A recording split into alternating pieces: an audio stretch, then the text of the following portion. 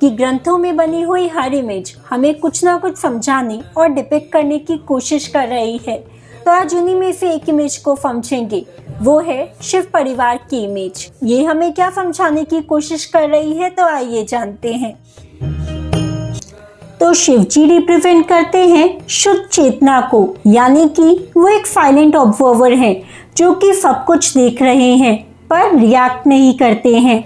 और पार्वती जी रिप्रेजेंट करती हैं शक्ति को, जो कि पूरी क्रिएशन को चला रही हैं, जो कि एक्शन लेती हैं। सोचो, अगर एनर्जी हो पर डायरेक्शन ना हो तो वो क्योस बन जाता है, और अगर अवेयरनेस हो पर एक्शन ना हो तो लाइफ रुक जाती है। इसी जीवन के बैलेंस को भगवान शिव और माता पार्वती हमें समझाते हैं कि हमें अंदर से तो काम रहना चाहिए, लेकिन बाहर से पावरफुल रहना चाहिए। और गणेश जी रिप्रेजेंट करते हैं बुद्धि और विवेक को। वो शक्ति देते हैं जो हमें अपने अंदर के फियर, डाउट और कंफ्यूजन से लड़ने में हेल्प करता है। उनका बड़ा फर डीप थिंकिंग को दिखाता है, और उनके बड़े कान सुनने की शक्ति होने को दर्शाता है। और उनका छोटा सा मुंह हमें ये समझाता है कि हमें कम बोलना चाहिए।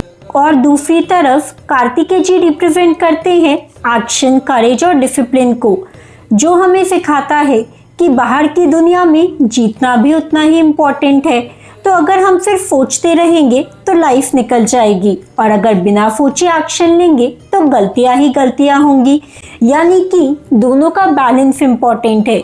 इनर क्लैरिटी और आउटर एक्शन दोनों का जब कॉम्बिनेशन होता है तभी हम सक्सेस अचीव कर पाते हैं। और अब बात करते हैं उनके वाहनों की, जो कि है शेर, बुल, पीकॉक, स्नेक और माउस। तो नेचर में ये सब एक दूसरे के एनिमीज है। ये रिप्रेजेंट करते हैं हमारे इंस्टिंक्ट्स को, जैसे कि एंगर, ईगो, फियर और डिजायर। तो नॉर्मली ये इंस्टिंक्ट्स हमें कंट्रोल कर रहे होते हैं, पर शिव परिवार में तो ये सब एक साथ दिखाए हुए हैं।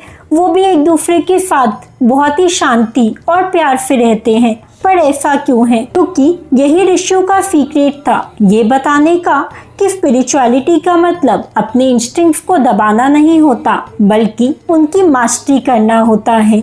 और इसी हार्मनी को हम कहते हैं समन्वय। जब हम लोग अपने अंदर के क्योस को कंट्रोल कर लेते हैं तो हमारी लाइफ भी बैलेंस हो जाती है। हमारा गुस्सा पावर बन जाता है और हमारा डर अवेयरनेस बन जाता है। तो कमेंट्स में बताना मत भूलिएगा कि आप अपनी लाइफ को कंट्रोल कर